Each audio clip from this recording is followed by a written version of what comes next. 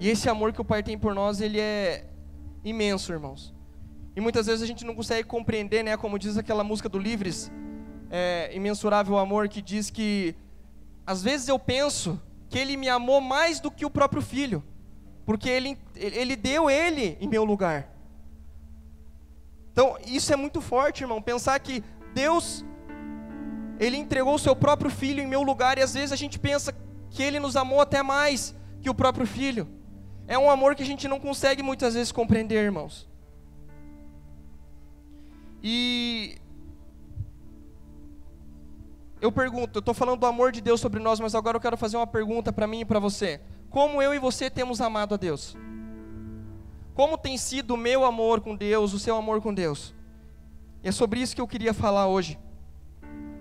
Sabe que eu creio ser espiritualmente saudável você fazer uma autoanálise de você mesmo.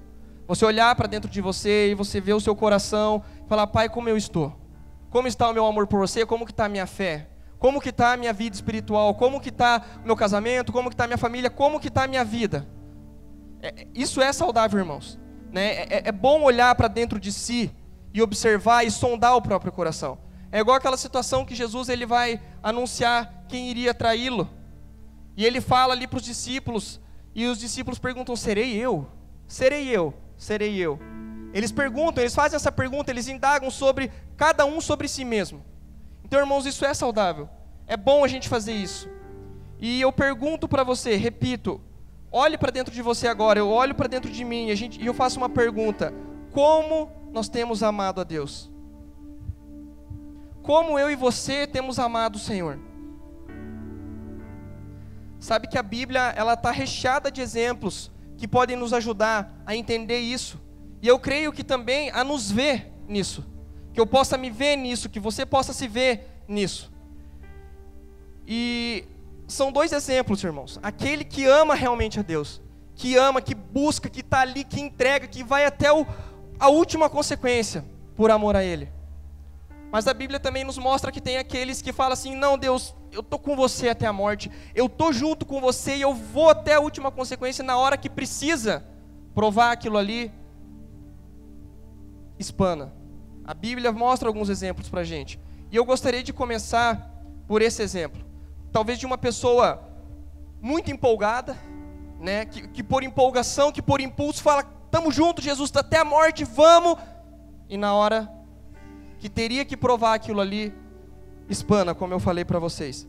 E eu gostaria que nós abríssemos a Bíblia agora em Lucas capítulo 22.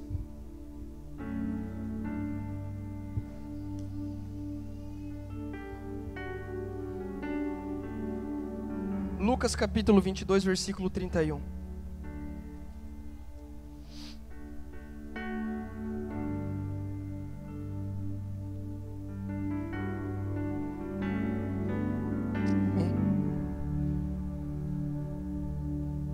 Diz assim: Simão, Simão, eis que Satanás já recebeu autorização para vos peneirar como trigo.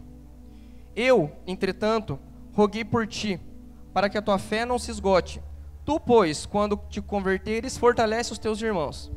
Mas Pedro replicou: Senhor, estou pronto a ir contigo tanto para a prisão quanto para a morte. Contudo, predisse-lhe Jesus: asseguro-te, Pedro, que antes que o galo cante hoje, 3 vezes negarás que não me conheces. E você vai ver que depois desses acontecimentos, que Jesus fala isso para o apóstolo Pedro, ele vai para o monte orar, né? Depois, se você ler a continuidade ali dos versículos, vai estar isso escrito ali. Ele vai orar, ele vai até o monte, e lá no monte ele está orando tal, e é nessa oração que ele chega a transpirar gotas de sangue. Tão intenso que ele estava naquilo que ele estava fazendo, que ele transpirou gotas de sangue. E aí mais uma coisa que a gente vê, né, do imenso amor de Deus, do tanto que ele sofreu, de tudo que ele passou, irmão, por mim e por você. E logo que ele terminou de orar, ele chega e conversa com os discípulos. Ele chega para conversar com eles e tal. E nessa que ele está conversando com eles, Judas, ele chega a Bíblia diz que tem uma multidão seguindo Judas, que o intuito era prender Jesus. E a partir desse ponto, os discípulos percebem ali o que está acontecendo. Um deles tira a espada e decepa a orelha do sumo sacerdote. Jesus, outra vez, amoroso, cheio de amor, vai lá e cura a orelha daquele homem, né? E dentro disso, eles, né, Judas, ele beijou Jesus e eles levaram Jesus, eles prenderam Jesus. E a partir disso eu gostaria de ler com você mais um texto para a gente continuar entendendo melhor esse contexto. Ainda em Lucas ali, vai lá para o versículo 54 agora. Versículo 54.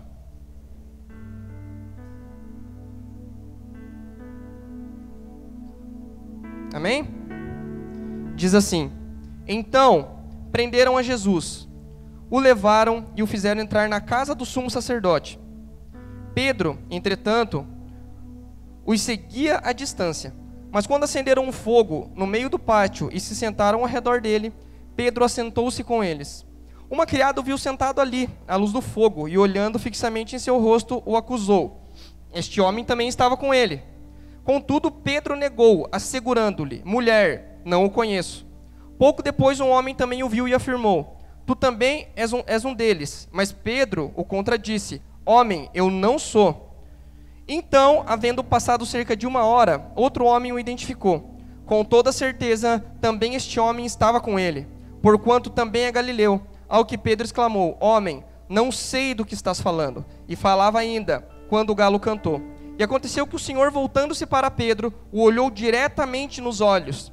E então Pedro se lembrou da palavra que o Senhor lhe havia predito: antes que o galo cante hoje, tu me negarás 3 vezes. Então Pedro, retirando-se dali, chorou amargamente. Olha que situação. Pouco tempo atrás, Pedro falou: não, eu vou junto com você para a prisão. Se você for preso, eu vou junto. Se você for para a morte, ainda que você morra, eu vou morrer junto com você. E alguns minutos, a gente não tem aqui noção de tempo, mas tudo aconteceu ali dentro do mesmo dia. Pedro negou Jesus 3 vezes.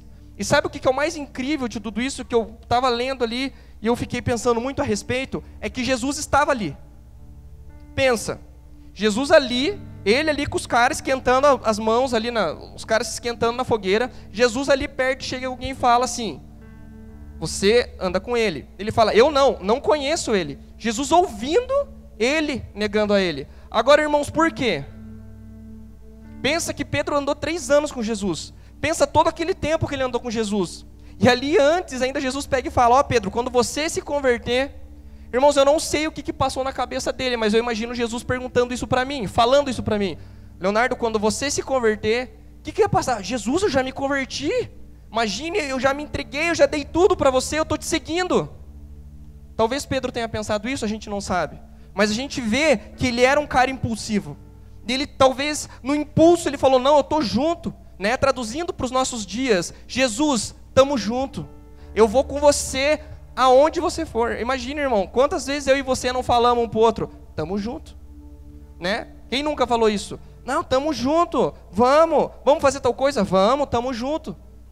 Talvez eu e você até tenhamos falado para Deus isso: não, estamos junto, vamos fazer. Quantos votos talvez eu e você tenhamos feito para Deus e não os tenhamos cumprido? E eu achei interessante que, na versão aqui que eu li para vocês, Jesus ele olha diretamente nos olhos de Pedro. Ele olha para Pedro. E não precisou falar nada, irmão. Pedro, ele percebeu o que ele tinha feito. E ele se retirou e ele chorou amargamente. Todos nós temos sentimentos fortes, emoções, todos nós temos. Assim como Pedro tinha também, e talvez tenha agido com emoção naquilo que ele falou. Eu creio, irmãos, que havia algo sincero no coração de Pedro. Cara, ele andou com Jesus muito tempo, ele viu muita coisa que talvez muitos de nós aqui nunca tenhamos visto. Eu creio numa sinceridade do coração dele. O que eu penso é que talvez ele não amasse tanto quanto ele achava que amava. Talvez ele não amasse tanto quanto ele dizia que amava. Não, Jesus, eu amo mais que tudo. Só que na hora que precisou provar aquilo ali: ei, você conhece ele? Não, não conheço. Então talvez aquilo que ele falou tenha sido no impulso. Deus, estamos juntos. E a hora que Jesus estava ali na frente dele, ele negou ele. Sabe, eu fiquei me perguntando por que talvez que Pedro tenha feito isso. Irmãos, vamos pensar no contexto da época que essas coisas aconteceram. Jesus, ele veio, ele começou a pregar, ele pregou para os judeus, ele pregou para os líderes. E a ideia dos líderes é que viria o Messias, né? Porque a palavra diz que viria o Messias. Só que eles estavam esperando o Messias que livrasse Israel do domínio romano, né? Então, eles estavam esperando um Messias que viesse como um rei e liderasse eles e livrasse Israel ali do domínio de Roma. Mas não foi isso que aconteceu nesse primeiro momento. Jesus veio, ele veio com uma mensagem do reino de Deus, ele veio com uma mensagem de arrependimento. E os líderes, eles estavam rejeitando essa palavra. Muitos, né? Não todos. Se vocês lerem a Bíblia, vocês vão ver que alguns, eles aceitam aquilo que Jesus fala. Então, muitos deles, grande parte deles que não aceitavam essa mensagem de Jesus, eles estavam perseguindo ele. E se vocês lerem os evangelhos, vocês vão perceber que tentaram pegar Jesus outras vezes, tentaram prender ele outras vezes, né? Só que não era o tempo ainda. Para tudo existe um tempo. Já diz a palavra do Senhor em Eclesiastes 3. E no tempo certo isso aconteceu com Jesus. Mas vocês percebem que havia uma perseguição. E imagine, os caras chegaram armados ali para pegar Jesus. Se vocês lerem o texto, Jesus fala: vocês vêm até mim com armas, né? Não tem porquê.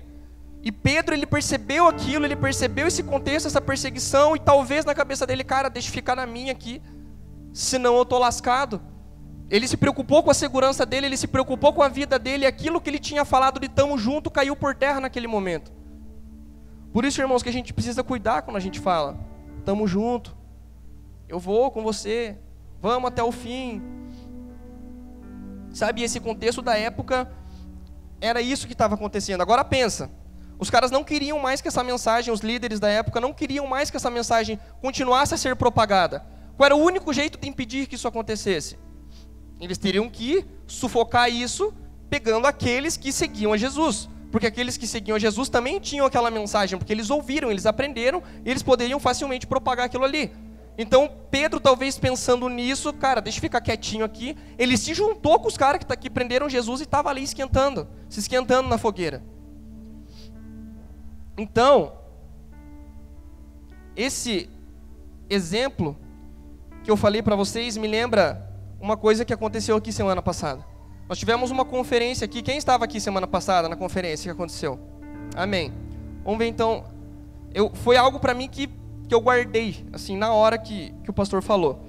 Ele disse o seguinte, que a mídia, né, a cultura atual que a gente vive, a mídia ela sufoca as pessoas com toda essa ideologia, com toda essa manifestação política que nós vivemos, certo? E muitas dessas coisas elas pregam contra os princípios que nós cremos. Amém? E muitas vezes, para evitar, eu não sei, evitar um problema, evitar alguma coisa, evitar uma discussão, as pessoas que estão aí inseridas, cada um no seu trabalho, cada um no seu lugar inserido aí na sociedade, a hora que teria que manifestar o reino, manifestar os princípios que nós cremos, nós os calamos. E aí você fica ali um crente tipo agente secreto, ninguém sabe quem é você. Entendeu? Você está ali, os caras estão falando, estão se posicionando naquilo que eles creem, e talvez nós nos calamos naquele momento. E ninguém sabe. No que eu creio, no que eu penso, não, eu estou quietinho ali. Aí vem aquele negócio, mas eu tenho que pregar com a minha vida. Mas, cara, se nem a minha vida denuncia quem eu sou, irmãos, quanto mais as palavras. Então, isso ficou muito na minha cabeça. Sabe por que isso ficou na minha cabeça? Eu vou dizer.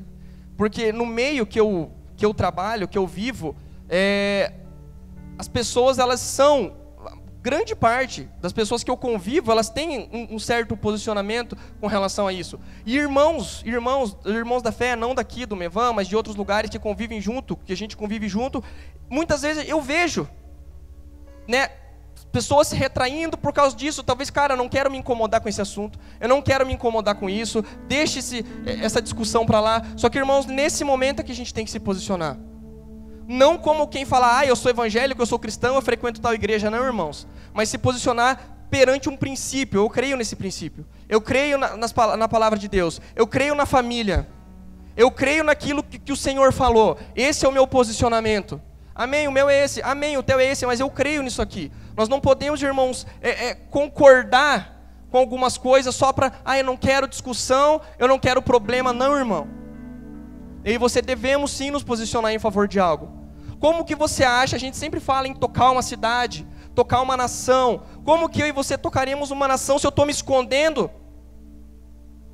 E aí eu penso, irmãos, qual que é a diferença do que Pedro fez por uma atitude como essa? Não estamos nós também negando a Cristo quando eu me escondo? Quando eu não deixo Ele ser revelado a partir da minha vida? Irmãos, isso é muito sério, cara. Talvez pessoas que andem com você, que te conheçam, talvez você seja a única pessoa na vida inteira dela que possa mostrar Cristo para ela. Talvez ela nunca mais conheça ninguém que conheça Cristo. E você tem essa oportunidade, às vezes você se fecha, se retrai e... Você não precisa, irmão, bater o martelo e falar que está tudo errado. Você não precisa fazer isso. Você só precisa mostrar: eu sou filho de Deus. Eu creio nesses princípios. Eu vivo por esses princípios. E eu não vou me esconder. Jesus, Ele é o meu Senhor. Ele foi crucificado, Ele ressuscitou, sim, em meu lugar, sim. Tudo isso. É necessário saber dessas coisas. É necessário que o mundo saiba dessas coisas, irmãos. E nós não podemos se esconder, nos camuflar. Porque perseguições ideológicas vão contra aquilo que a gente pensa. Assim, daí o que acontece? A gente fica retraído e sufocado por uma cultura que não é bíblica.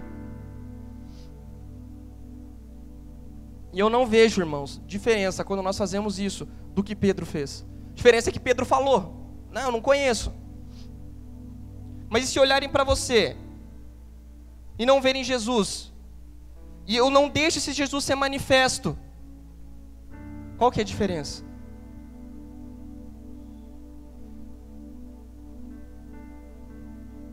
Nós não podemos agir no impulso, na emoção, e deixar que palavras talvez que não sejam palavras que glorifiquem a Deus saiam dos nossos lábios, irmãos.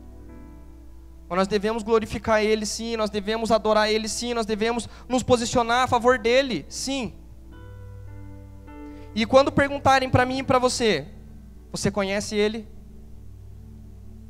Você anda com Ele? Assim como fizeram a mesma pergunta para Pedro: você conhece Ele? Não, eu não conheço. Vai ser essa a minha e a sua resposta? Não, não conheço. Ou você vai falar: sim, eu conheço, eu ando com Ele. Ou a gente vai acontecer de um dia: eu tenho que dar carona para alguém. Você dá carona pro irmão lá, o irmão entra no carro, está escutando louvor, você abaixa o louvor para ele não saber que você é crente. Você abaixa o negócio ali, cara, ele não pode ouvir, Deus o livre, vai escandalizar.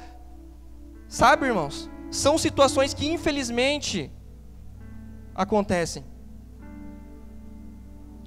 E eu pergunto novamente, por isso que esse negócio da autoanálise é importante. Eu creio ser muito importante isso. Olhe para dentro de você, irmão. Eu olho para dentro de mim também, e eu pergunto: como eu tenho amado a Deus? Sabe, quem ama se entrega. É impossível, irmãos, eu amar o Senhor mais com todas as minhas forças e alguém não vê isso. Sabe, eles perceberam algo diferente em Pedro. Como eu falei para vocês, eu creio em algo verdadeiro naquilo que ele falou: Jesus, eu te amo. Talvez ele não tenha falado, no coração dele não tenha expressado a intensidade, mas eu creio que ele tinha algo forte, tanto que os caras chegaram para ele e falaram: ei, você anda com ele. É porque o comportamento denunciava que ele andava com Jesus. Ele estava sim se tornando parecido com Cristo. Ele tinha características de Cristo. Ele estava em um processo, em uma transformação. Senão ele não teria sido identificado. Ei, você parece com aqueles caras ali, você anda com eles também. Irmãos, é impossível eu e você amarmos algo tão intensamente e o nosso comportamento não denunciar isso. Foi aquilo que a gente falou, que eu falei agora há pouco aqui, quando a gente foi adorar o Senhor com a canção aqui. Eu falei, cara, a nossa adoração, aquilo que nós fazemos, ela denuncia aquilo que nós amamos. O meu comportamento e o seu comportamento denunciam isso. E não é possível, irmãos, que se eu digo que eu amo mais que tudo o Senhor, eu digo que eu amo Ele, e alguém que nunca ouviu falar de Jesus não possa ver isso na minha vida. Não possa ver que a simples prática de um princípio, é um princípio talvez que ela não conheça. Ele fala, ei, onde você aprendeu isso? Cara, isso é um princípio que nós cremos que está na palavra. E nós vivemos para isso. E nós cremos nisso. E outras pessoas te notarão. É impossível, cara, amar Ele intensamente e não ser notado. Daí você pode pensar, cara, mas isso vai custar. Vai custar tudo. Mas esse tudo não tem valor nenhum quando comparado ao conhecimento dele. Amém? Nada tem valor, irmão. Nada é tão precioso quanto o conhecimento dele. Então, se for custar tudo, esse tudo não é nada perto do que é conhecê-lo.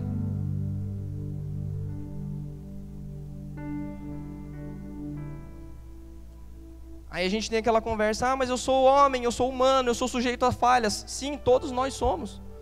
Mas com relação às falhas, com relação ao pecado, o que Deus fala para Caim lá no início? Deus fala, o pecado está diante de você, cara. Cabe a você dominá-lo.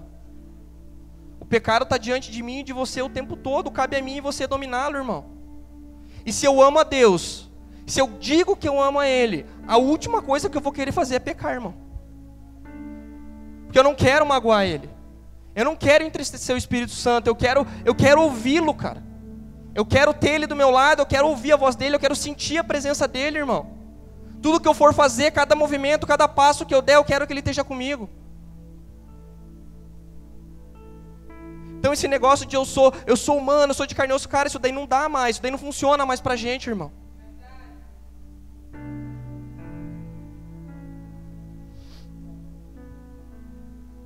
A palavra não diz, as coisas velhas se passaram, eis que tudo se fez novo? Se tudo é novo, irmão, o passado já era, o pecado já era, tudo aquilo lá já era. Agora eu caminho só para agradar o meu Senhor. Amém? Vocês estão entendendo? Amém? E aí, irmão, eu vou repetir. Quando chegar o momento, perguntarem, ei, você anda com Ele? Você conhece Ele? O jeito que você anda, o jeito que você olha, o jeito que você trata as pessoas, o jeito que você trabalha, essa excelência que você faz nas coisas, você anda com Ele, não anda? Você vai falar, sim, eu ando com Ele. Mas antes de você falar qualquer coisa, você vai ser notado. Porque se você ama tão intensamente algo, se você ama tão intensamente alguém, irmãos, é impossível não ser notado por isso. E agora eu queria que a gente tivesse um outro exemplo aqui. Vamos abrir agora a Bíblia em João, capítulo 13.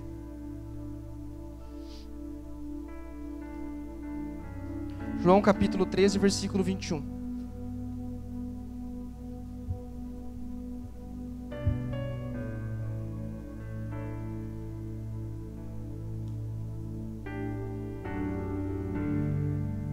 João, capítulo 13, versículo 21. Aqui, irmãos, eu quero mostrar para vocês características de uma pessoa que realmente ama Deus, e isso é perceptível, visível na vida do irmão. Olha lá, diz assim, ó. Tendo Jesus dito isto, turbou-se em espírito e afirmou, dizendo, na verdade vos digo, que um de vós me há de trair. Então os discípulos olhavam uns para os outros, duvidando de quem ele falava. Ora, um de seus discípulos, aquele a quem Jesus amava, estava reclinado no seio de Jesus. Algumas traduções dizem reclinado no peito de Jesus. Então Simão Pedro fez sinal a este, para que perguntasse quem era aquele de quem ele falava. E inclinando-se ele sobre o peito de Jesus, disse-lhe, Senhor, quem é? E Jesus respondeu, é aquele a quem eu der o bocado molhado. E, molhando Jesus o bocado, deu a Judas Iscariotes, filho de Simão. Sabe o que eu percebo aqui, irmão?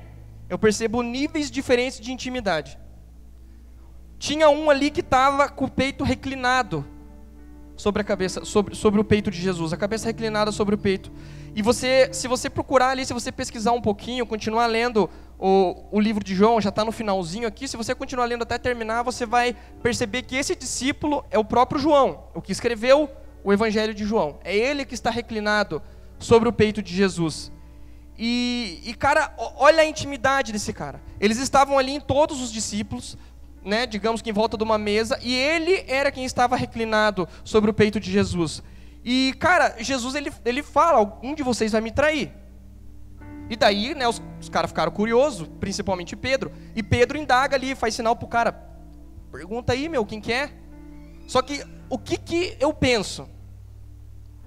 Tava todo mundo ali, todo mundo talvez querendo saber quem fosse essa pessoa que ia trair Jesus. E por que o próprio Pedro não perguntou direto para ele?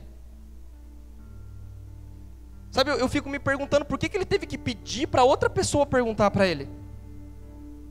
Irmãos, tem aqueles que caminham mais perto. Tem aqueles que reclinam a cabeça sobre o peito de Jesus.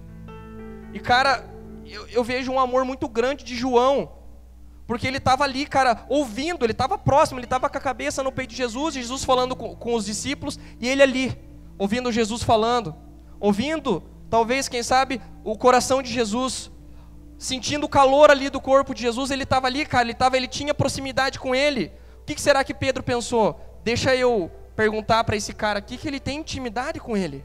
Quem sabe para ele Jesus fale. Ele poderia, irmãos, se ele soubesse dessa identidade de filho, ele podia ter perguntado direto: ei Jesus, quem é o traidor? E eu repito, irmãos, quem ama está perto. Quem ama está ali reclinado, quem ama está ali ouvindo, sentindo. E o pai tem o coração do filho. Tanto que Jesus pega e fala: é aquele para quem eu der o bocado ali que ele molhou. Jesus, ele fala para ele, ele não sem receio nenhum, Jesus apenas fala, mostra para ele quem era. Eu queria que a gente seguisse um pouco ali agora no mesmo livro de João, para o capítulo 19.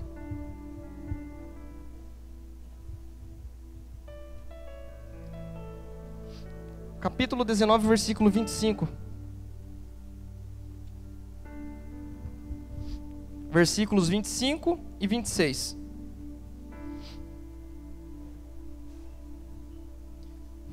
Diz assim: próximo à cruz de Jesus estavam sua mãe, a irmã dela, Maria, mulher de Clopas, e também Maria Madalena. Quando Jesus, contudo, viu sua mãe e junto a ela o discípulo a quem ele amava, disse a sua mãe: mulher, eis aí teu filho. Agora, olha que interessante. João estava com Jesus à mesa? Sim. Ele também estava ali durante a crucificação. E agora eu pergunto, cadê os outros discípulos? Onde eles estavam?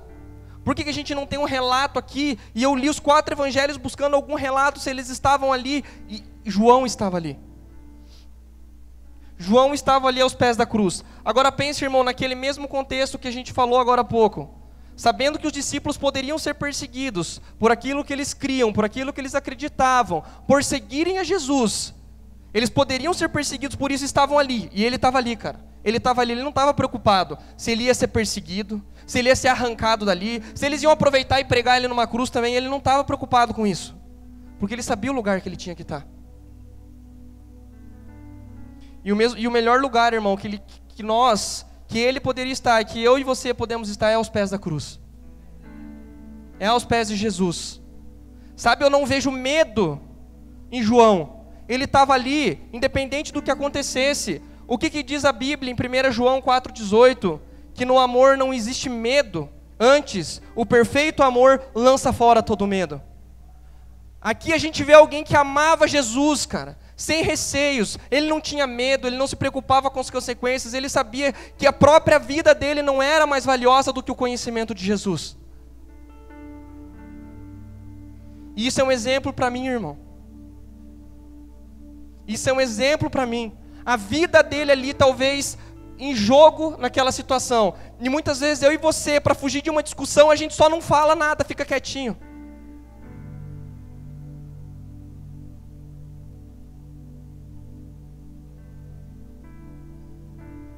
E como eu falei no início, dificilmente nós nos esforçamos para entender esse amor maravilhoso de Deus, esse amor imenso de Deus. Mas e o meu amor a Deus e o seu? Como tem sido? O nosso local de adoração tem sido aos pés da cruz. O nosso local de adoração tem sido aos pés dele, irmãos. Independente do que aconteça, custe o que custar. Sabe aquele negócio que João talvez tivesse pensado: cara, eu sou do meu amado e ele é meu. Sabe aquele negócio que fala na Bíblia, aquele versículo que diz: nada poderá me separar do amor de Cristo, nada pode nos separar do amor dele. Irmãos, eu creio muito, com forte convicção, que João ele cria nisso. Nada pode me separar desse amor. Os caras podem tirar daqui me arrastando, podem me cortar em 1000 pedaços, e cada pedaço vai dizer que só o Senhor é Deus. Eu não arredo o pé daqui. É aqui o meu lugar, é aqui que eu vou ficar. Vocês podem me tirar, vocês podem me pregar numa cruz junto com ele. Eu vou permanecer aqui. Ele sabia o lugar dele, irmão.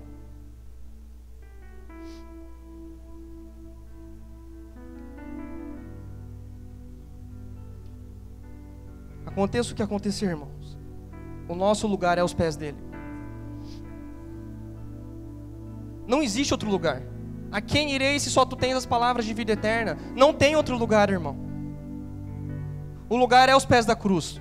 O lugar é junto a ele. Ah, mas eu vou ser perseguido. Vai. Talvez sim.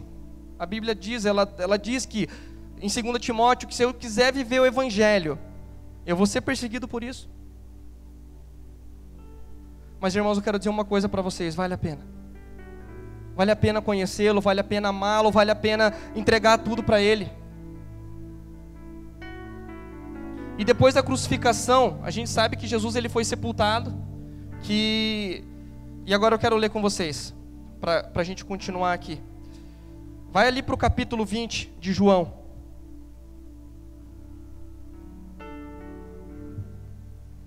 João 20, do versículo 1 ao 8.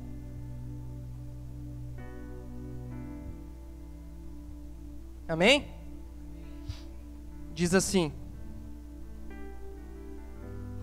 ao amanhecer o primeiro dia da semana, estando ainda meio escuro, Maria Madalena foi ao sepulcro e viu que a pedra que fechava a entrada havia sido removida. Então saiu correndo em busca de Simão Pedro e do outro discípulo a quem Jesus amava, e disse-lhes: eles tiraram o Senhor do sepulcro, e não sabemos onde o colocaram. Imediatamente Pedro saiu em direção ao sepulcro, acompanhado pelo outro discípulo. Ambos corriam juntos. Entretanto, o outro discípulo correu mais do que Pedro, e chegou primeiro ao sepulcro. E, inclinando-se, viu as faixas de linho ali, mas não entrou. Em seguida, chegou Simão Pedro, que vinha logo atrás dele. Pedro entrou no sepulcro e também viu as faixas de linho, bem como o lenço que estivera em volta da cabeça de Jesus, que não estava com as faixas de linho, mas dobrada à parte. Então, o outro discípulo que chegara primeiro ao sepulcro, também entrou, este viu e creu. Sabe o que eu vejo? O que eu percebo aqui? Alguém completamente desesperado pelo Senhor. Imagine que chega a notícia para os dois: o corpo do mestre não está mais lá, onde ele foi colocado. Aí os dois, a palavra diz que os dois saem correndo. Juntos, eles vão correndo. Mas diz que João ele vai mais rápido, ele chega primeiro. Cara, ele quer ver o que fizeram com o meu mestre, o que fizeram com o corpo que estava ali. Ele correu em direção a ele, ele foi primeiro, ele foi correndo antes. Eu quero chegar ali, eu quero ver, é o meu mestre, cara, eu amo ele, eu tive todo esse tempo com ele. O que fizeram com o corpo dele? Eu preciso ir lá. Se vocês lerem aí os próximos versículos, ele diz que eles ainda não haviam entendido que, de acordo com a Escritura, era necessário que Jesus ressuscitasse. Eles ainda não tinham entendido. Mas, cara, veja o que impelia João a caminhar. O que impelia ele a correr. O que impelia ele a crer. O que impelia ele a estar ali aos pés da cruz. O amor que ele sentia por Jesus. Que eu creio, irmãos, era maior que qualquer coisa. Eu vejo nele um comportamento que denunciava aquilo que ele realmente tinha no coração dele. Eu vejo o comportamento de alguém que amava Cristo mais do que tudo. E eu pergunto, irmão, será que tem como eu e você desenvolver mais amor por Ele? Sim, tem como. Nós podemos amá-lo mais e mais e mais e mais. Esse amor que a palavra diz ali em 1 João, um amor que lança fora todo medo. O perfeito amor que lança fora todo medo. E aonde começa tudo, irmão? No desejo em estar com Ele. João, ele desejava estar com Jesus. Eu vejo nele, eu vejo nos comportamentos dele alguém que desejava, que ansiava estar com Ele. E o nosso desejo deve ser o mesmo. Esse mesmo desejo, irmão, de não querer fazer mais nada se Ele não estiver junto. Sabe aquele negócio de Moisés lá, narrado em Êxodo 33, que ele fala: Senhor, se você mesmo pessoalmente não subir, não faça a gente sair daqui. É aquele negócio tipo, se você não for, a gente não vai também. E para mim e para você tem que ser igual, irmão. Se eu vou para o meu trabalho, ele tem que vir junto. E você vai fazer o melhor. Você vem aqui para a igreja, ele tem que vir junto, cara. Se eu vou fazer qualquer coisa, ele tem que ir junto. Irmãos, dessa forma, você não vai pecar, irmão. Tudo que você está fazendo, Deus ali com você, você só vai fazer coisas que glorificam o nome dele, irmão.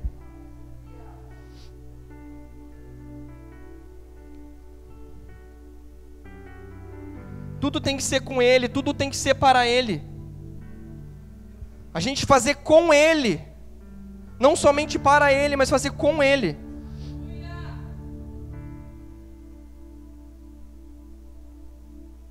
Sabe, irmãos, eu creio que o apóstolo Pedro, ele teve um despertar. Porque quando aconteceu essa situação que ele negou Jesus, diz que Jesus olhou para ele, né, como a gente viu, e Pedro se retirou e chorou amargamente. Eu creio que uma chave foi virada no coração de Pedro, porque depois acontecem coisas ali na vida desse cara que são sobrenaturais. Alguma coisa aconteceu com ele, irmão. E eu creio que o que aconteceu é que esse amor ele foi despertado. Ele se ligou: cara, eu não amo tanto assim quanto eu digo que eu amava. Alguma coisa foi despertada e ele acendeu uma luz e ele percebeu.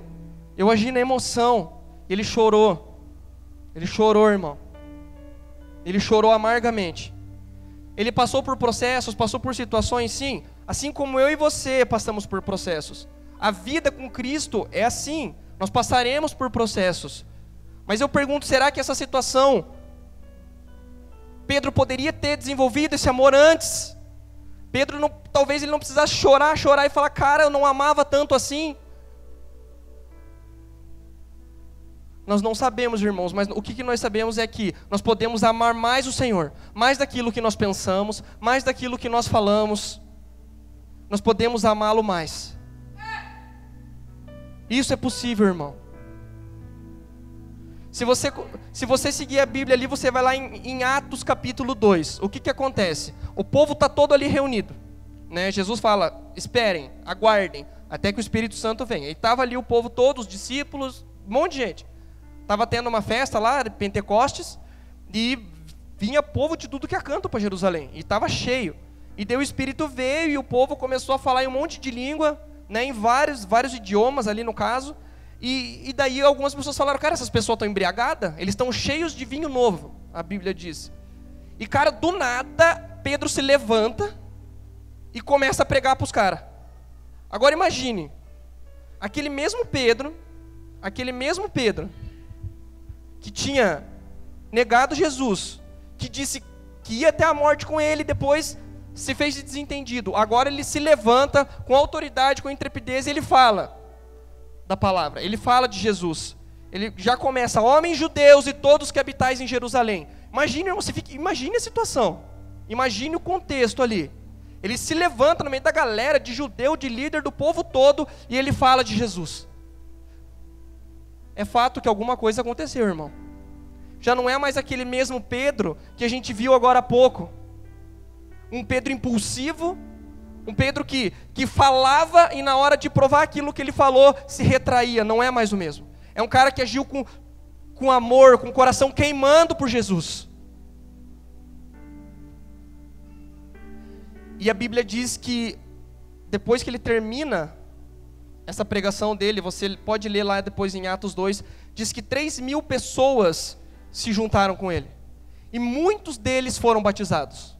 Você imagina, irmão, numa pregação na hora ali, 3.000 pessoas e uma galera se batizando.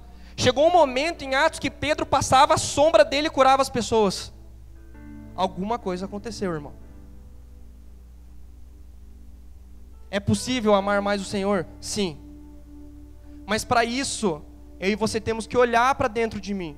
Eu olhar para dentro de mim, você olhar para dentro de você. Como está o meu coração? Como eu tenho amado você, Senhor? Como tem sido o meu amor por você?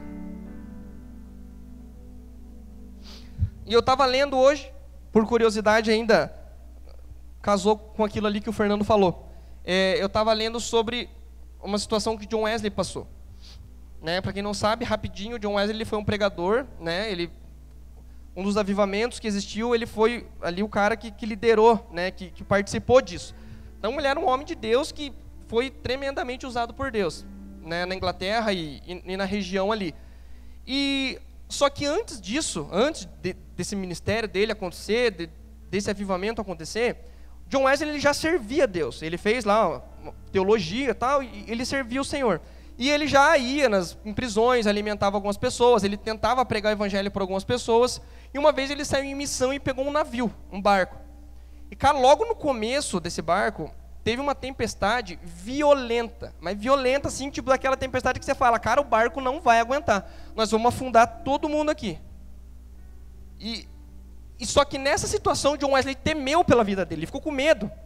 E ele já servia o Senhor. E nessa situação, ele viu que tinha uns caras dentro do barco, adorando o Senhor, fazendo um culto ali, queimando, cara. E o barco, aquela tempestade violenta, e o barco se revolvendo ali nas ondas, aquele mar super agitado, e eles fazendo o culto, John Wesley com medo. E daí, cara, quem eram essas pessoas que estavam fazendo o culto a Deus? Eram os moravianos, que o Fernando tinha falado aqui. E daí, depois que acabou toda essa situação, John Wesley chega para os caras ali, para os moravianos, e diz assim, vocês não ficaram com medo? Ele, não, a gente não ficou com medo. E daí ele ficou pensando, né, tal. Aí, depois que eles atracaram o barco, o pregador ali que estava junto com ele chegou para John Wesley e disse, cara, você conhece Jesus? Imagine, irmão. Você imagine chegar para o cara que o cara tinha um conhecimento enorme da palavra, o cara servia o Senhor, e o cara chegar para ele e falar, ei, você conhece Jesus? Eita Deus! Sabe que essa pergunta que fizeram para ele, ficou 2 anos dentro dele. 2 anos, cara, cara, será que eu conheço realmente Jesus?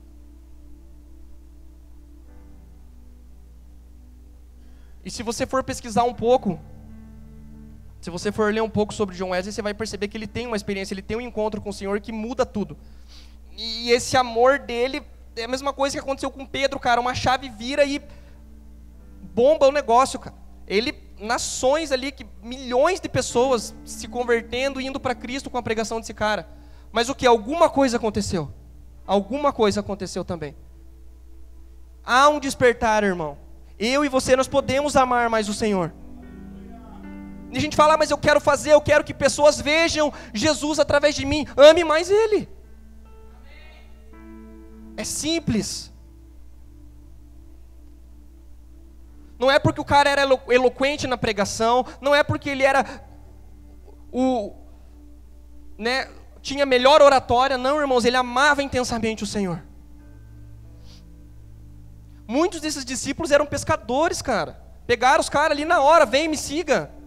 E os caras pregavam e os corações das pessoas queimando com aquilo que elas ouviam. Por quê? Porque eram homens que amavam o Senhor. Irmãos, e no meio disso que eu falei para vocês sabem que todos os apóstolos, exceto João, todos eles foram perseguidos e foram mortos. Eles sabiam que isso ia acontecer. E talvez Pedro, por saber que isso ia acontecer naquele momento, mas depois que houve uma transformação completa na vida dele, ele falou, cara, a minha vida não tem valor maior do que conhecer a Cristo. Tanto que Pedro chega e fala, isso não está na Bíblia, mas tem em livros históricos de pessoas que escreveram a situação. Pedro fala assim, pegaram ele para crucificar, e ele fala assim, eu não sou digno de ser crucificado igual ao meu mestre, eu quero que minha cruz fique de ponta cabeça. Imagina, irmão, para um cara que negou a Cristo, para um cara que passou tudo isso que a gente falou aqui, e o cara falar, eu não sou digno de ser crucificado como meu mestre. E ele foi crucificado de ponta cabeça por causa disso, com a cruz invertida.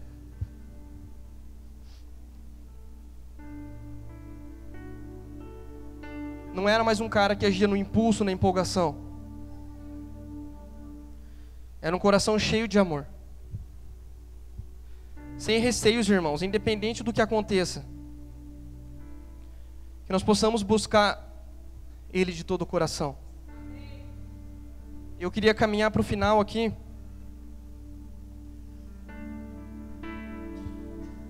e pedir, irmãos, que cada um de nós possa olhar para dentro de si. Porque muitas vezes eu consigo ver o comportamento do meu irmão, eu consigo ver o comportamento de pessoas que estão comigo, mas dificilmente eu consigo olhar para o meu coração. E isso acontece com nós, acontece comigo. Mas pense, irmão, se não vale a pena se entregar por esse amor. E, irmãos, eu vou falar uma coisa para vocês, e a Bíblia diz isso, que a gente só ama Ele porque Ele nos amou primeiro. Nada, eu quero deixar uma coisa clara aqui, nada que eu faça, nada que você faça vai poder retribuir o amor dele, irmão. Nada, não existe, não tem o que a gente possa fazer. Não tem o que a gente possa fazer que vai retribuir aquele sacrifício, aquela entrega que ele fez. Mas nós podemos amá-lo. Independente, irmão, se está caindo uma tempestade ao meu redor, a gente pode amar ele. Não por causa das circunstâncias, mas por quem ele é. Pelo simples fato de quem ele é. Não por aquilo que ele pode me dar, nem por aquilo que ele pode fazer através de mim, irmão. Mas simplesmente por quem ele é. Ah, mas eu já amo ele mais que tudo. E tá bom, irmãos, no meu coração, gritando aqui também, o meu coração grita de amor por Jesus. Que eu iria com ele até a morte, até o final, irmãos, custe o que custar. Mas nós podemos amá-lo ainda mais.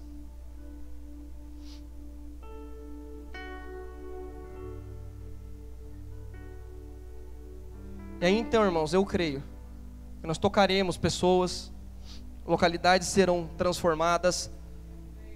Eu creio nisso, cara. A base é o amor. O amor sustenta tudo. O meu amor por ele é maior que tudo. Então eu e você, irmãos, nós temos que estar assim, com a cabeça reclinada sobre o peito de Jesus, ouvindo ele falar, ouvindo o coração dele, ouvindo a voz suave dele, sentindo o calor dele, cara.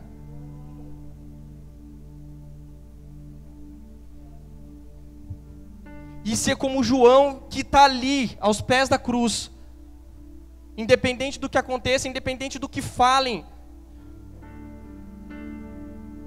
Eu queria orar com você, irmãos, coloca de pé.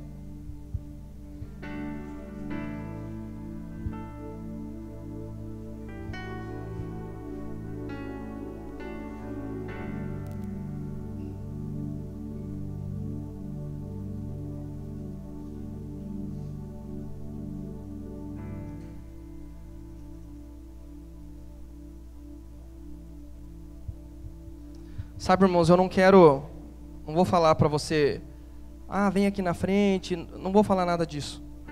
Fica à vontade para você, se você quiser vir aqui, se você quiser vir aqui, a gente vai orar por você, mas eu quero que nesse momento, você faça isso que a gente falou. Que você olhe para dentro do teu coração. Que você olhe para dentro de você mesmo e você fale, Deus, como eu tenho te amado. Talvez aqui, irmãos, a gente não chegue alguém e fale assim, cara, você vai ser preso por causa de Jesus. Não vai acontecer agora. Talvez em algum futuro, eu não sei. Mas nesse momento não vai acontecer. Mas e amanhã, segunda-feira, que eu vou estar lá no meu trabalho e vai ter ali uma discussão e você está ali retraído, irmão. Você não precisa entrar no meio da discussão, mas honre e faça o teu melhor para que vejam Jesus na sua vida. Ame a Ele tão intensamente, de uma forma tão intensa, que verão Jesus em você. Então o que eu quero pedir para você é olhe para dentro de você. Fale com o Pai. Sabe, irmãos, Pedro chorou amargamente. Não é errado a gente chorar, não é errado a gente derramar o coração, a gente se quebrantar, a gente oferecer para Ele as nossas palavras do coração, palavras sinceras. Então nesse momento, irmãos, eu queria que nós adorássemos o Senhor um pouco, orássemos, e a gente cantou aqui no louvor hoje. Como eu te amo, meu Jesus. Cara, essa música a gente cantou, Como eu te amo, meu Jesus. Quando nós cantamos ela, foi só para acompanhar a banda? Ou de fato eu e você amamos Ele com essa intensidade que nós declaramos? Irmão, porque se eu e você amamos Ele com essa intensidade, cara, a gente a gente fala isso com lágrimas. A gente fala isso louvando a Ele, agradecendo: Senhor, obrigado, porque foi você que me amou primeiro. Obrigado, Senhor, por aquele sacrifício. Obrigado por hoje eu ser um contigo. Feche teus olhos.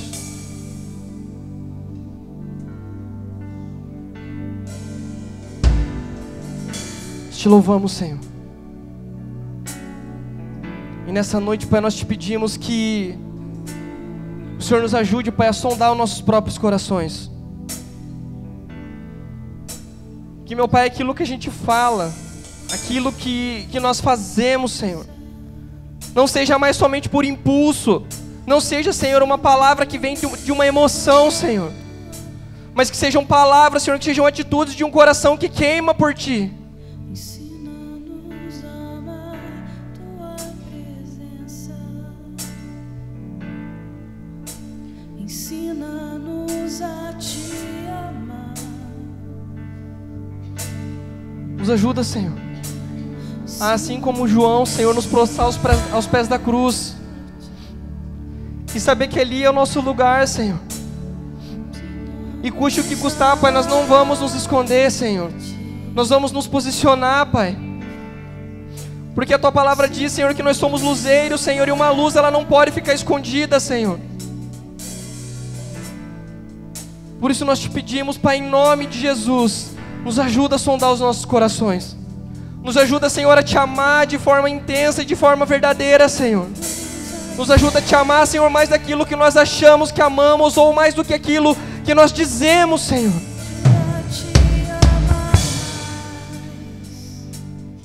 Existem momentos que o Senhor prepara um banquete para nós. Isso é algo que o Senhor tem falado muito comigo. E muitas vezes em momentos como esses, nós achamos que nós precisamos ir para a mesa pela nossa dignidade. E nós tentamos encontrar em nós alguma dignidade para que nós possamos nos assentar à mesa e para que nós possamos desfrutar do amor que Ele tem. Sabe, irmãos, os dias em que nós temos vivido são dias onde nós temos, por muitas vezes, nos distanciado da paternidade de Deus. E nós nos distanciamos da paternidade de Deus porque nós queremos encontrar em nós características que nos tornem dignos de nos assentar à mesa com Ele. Mas na verdade nós esquecemos que nós nos assentamos à mesa porque Ele se tornou digno por nós. O que nos habilita para nos assentarmos à mesa com Ele foi aquilo que Ele fez naquele dia, naquela cruz. Então não existe nada em nós, não existe característica em nós que nós possamos fazer para que nós consigamos nos assentar à mesa, a não ser sair do nosso lugar e dizer: Senhor, a única coisa que eu posso fazer é me render ao Seu amor. Então, se nesses dias que você tem vivido, você não consegue sentir o amor do Senhor, eu quero te dizer: pare de procurar em você alguma dignidade, pare de procurar em você alguma característica que possa justificar o motivo pelo qual você está indo para a mesa. O motivo Ele já fez naquele dia. No dia em que Ele se entregou, Ele criou um motivo. No dia em que Ele se entregou, Ele se tornou um motivo para que te habilitasse, para que você se assentasse à mesa, para que você e eu fôssemos dignos de participar do amor que Ele tinha para nós. Então, irmão, se existe algo que precisa ficar marcado nessa noite para nós, é que nós só vamos deixar de ter atitudes órfãos o dia em que nós entendermos que Ele já fez tudo naquela cruz. O dia em que nós entendermos que o sacrifício Ele já fez, e não existe característica em nós que nos habilite a entrar à mesa, porque Ele já se tornou essa característica, porque Ele já fez isso. Então nessa noite eu gostaria de convidar você: experimente desse amor, porque Ele já te habilitou para isso. Ele já fez algo para que esse acesso, para que você tivesse esse acesso à mesa. Então, por favor, experimente desse amor do Senhor. Pare de andar por aí como órfão, porque Ele já fez tudo naquela cruz. Pare de andar como órfão, porque Ele já morreu por você. Pare de caminhar como órfão, porque Ele já morreu por você. O leão da tribo de Judá já se entregou por mim e pela sua vida.